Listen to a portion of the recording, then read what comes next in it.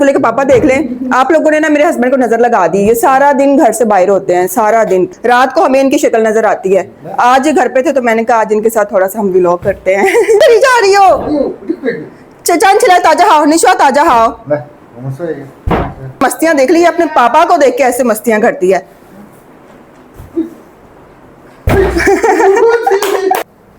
हमारा ये पौधा मुझे नहीं लगता कभी बड़ा हो पाएगा, ये सूख गया है सारा। इसको पानी भी दे रहे हैं, इसको रोशनी भी दे रहे हैं, इसका बड़ा ख्याल रख रहे हैं, फिर भी कोशिश जारी है क्योंकि पौधों को बिना पानी हवा हर चीज़ की ज़रूरत होती है।